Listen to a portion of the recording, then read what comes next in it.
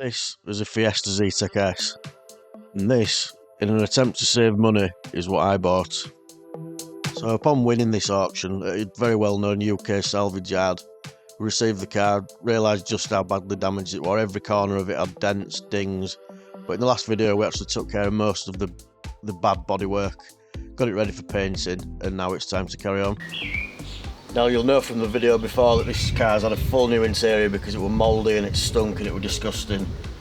There were actually quite a few parts that I were missing, a few that I've had to source from Ford, a few spurious ones from eBay, but we'll get all them fitted in this video as well.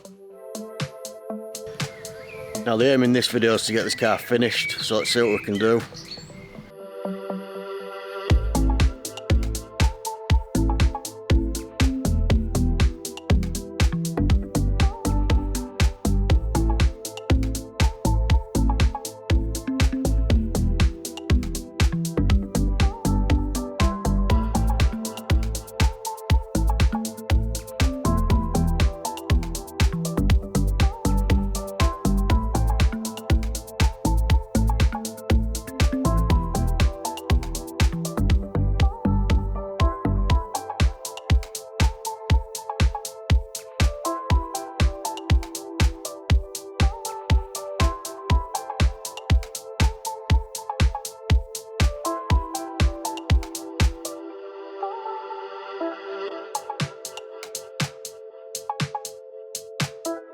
It's just had its first polish and it's looking pretty good. I'll let you be the judge of that, but I've still got the rear bumper to do in the bonnet, but for now I'm just going to start putting some bits back on it because it's starting to spit with rain.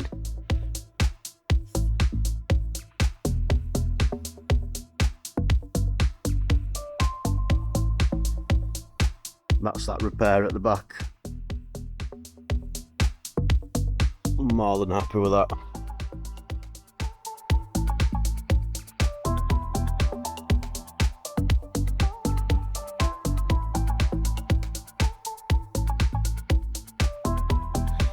You think? And then here we've got the front bumper built up. I still need to flat and polish that. Rear diffuser. Spoiler over there that's in black. I think I'm going to leave it black, I haven't decided yet. And there's the mirrors, the petrol cap, the tow eye cover. So hopefully tomorrow we can get all that put back on, if the weather's good to us, which it hasn't been in the last few days.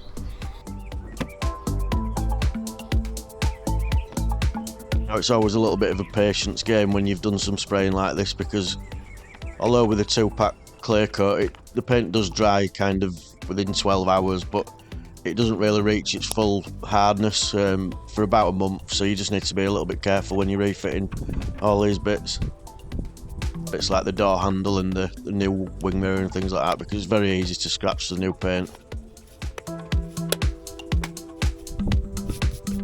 I have to get rid of the chrome. It's a bit of a personal choice this, but I always think that it's kind of an executive car look, you know, like a 5 Series BMW looks good with chrome on it and things like that, but if you're going for kind of like a little bit of a racy, sporty look, then I just don't think the chrome works. So easiest way to get rid of it around these window trims is just to get a matte black vinyl wrap. I'd love to know what actually happens to this car for it to be in the state it's in, but it looks like someone's dropped a bag of angry cats on the bonnet. So we'll get these two painted, and then hopefully we can start getting the car back together, get it looking like a car again. Not gonna lie, got me panic on then. I literally used every last bit of paint and I didn't think I was gonna make it towards the end of that back bumper. So it turns out you can actually paint an entire Fiesta with 1 litre of paint. Well, 1.5 litres by the time you've mixed it with thinners, but I'll show you the two bits that I've just done, the bonnet and the rear bumper. Now these two come out really nice off the gun. I purposely put a little bit of extra clear coat on it because bits like this you kind of have to spend a little bit more time flattening down and polishing, because it's sort of the first things you look at when you see a car, to be honest. And the petrol cap. While the front end's off, it'll give it a full service. I've got a service pack off eBay. It's got oil in it, oil filter, air filter, spark plugs, cabin filter. So we'll get through that now. If we can get it in the bucket, or if we're just going to make a big mess.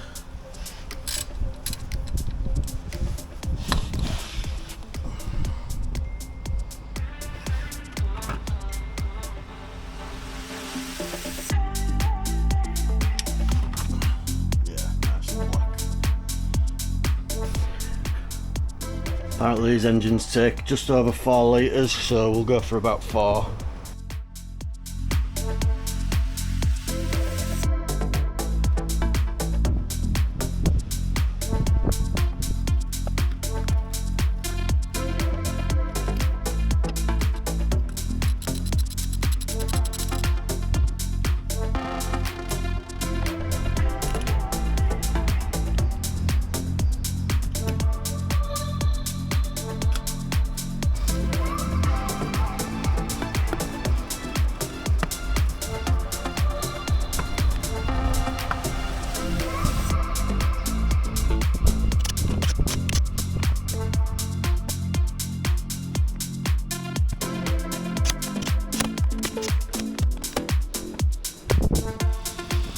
Sounds lovely.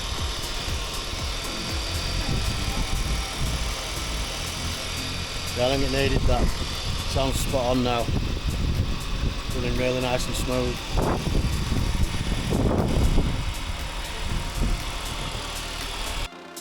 Now these wheels they are in quite good nick, but they do need a bit of a refurb, and I'm going to change the colour slightly. So, well, first thing to do really is just to get all the brake dust off with like an iron remover, so you can actually see what you've got to work with. While it's all up in the air like this, it'd be a bit rude not to make the brakes look a bit better. So we're going to sand down the drums, sand down the front brake calipers, give them a quick gloss black enamel paint, and I've actually got new discs and pads to go on it as well, and they're going to be like black edged, so it should all match quite nicely, because you do see quite a bit of break through these new wheels, so you want it to look decent under there really. And it doesn't take long, so it's just worth doing.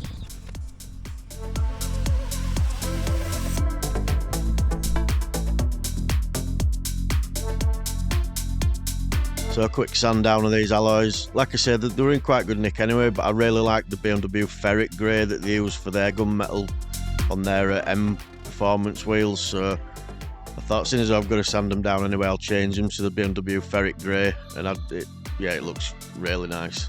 It's a very slight colour difference, but I just love this colour in wheels, and they've come up lovely. Now the painting's complete, and I will admit, a few of these panels have been done more than once. The main body of the car I got first time, but the bonnet I've had to do twice because I rubbed through it while I was trying to polish it. The back bumper, I'll show you what I did to that. I made a complete cock up of that. Let's see what I've just done. I've just completely wrecked the back bumper of the Fiesta by being an absolute idiot. So what I've done brilliantly is melted this bumper. I got the heat lamp too close to it while I was drying it and completely frazzled it, and it's not fixable, which is a bit of a shame. But to be honest, I found an ST bumper online which is a much nicer bumper, and this Zetec S splitter that I got with the kit is, well, it's just shit really. It does not fit at all, so I'm glad that's not going on. And this bumper's toast, so we'll get another bumper and get that painted.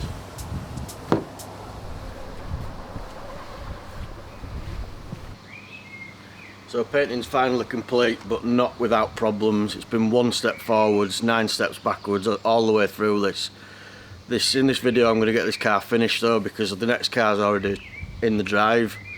I wasn't going to buy something just yet, but I just couldn't resist this next car, so I'll show you that at the end of this video.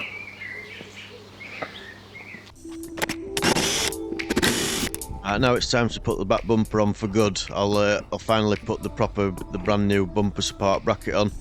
Because if you remember before when I did this last time, as soon as you take the bumper off it snaps these, so these are brand new. And also when building the front bumper up, I've got some nice new shiny fog lights, because these are the ones that came off it and they're absolutely done.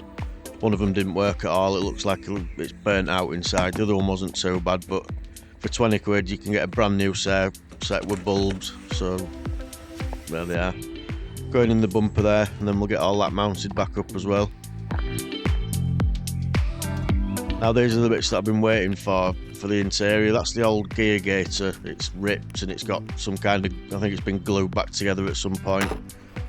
So I've got a brand new second hand one of them. It's a hell of a lot better than the old one. this is the fan shroud, but I actually only need this little tiny bit of silver there, but you just can't buy that on its own. So, and from Ford, dashboard air vent. All three really easy to fit. Like I say, that is the only bit that I needed, that little bit of silver, but I don't think you can buy that. And I think the whole vent were only about £10, so whatever. New gear gator and gear knob just makes it feel a little bit better when you're driving it. Just tidies up the last few bits of the interior really. After trying over and over again to line up the front bumper, I realised that this part here in yellow at the top of the bumper there, look, it's actually got a couple of tabs missing, so I've had to go to Ford and get a new one of them because I just could not get the front bumper to sit right. It just kept dropping a little bit. Now what I ended up doing was buying a genuine Zetec S spoiler for this because the aftermarket one that I got were absolutely pants, so I sent it back. It didn't work with the washer jets and the lighting cables all needed wiring in, so I just found a second-hand one on eBay which were actually the same price as the new spurious one, so that were a bit of a winner. But the wiring harness isn't quite long enough to plug into the brake light, and neither is the hose for the washer squirter, so I think we're going to have to lengthen both of them and then fit the spoiler, and with a bit of luck that'll sort it all out.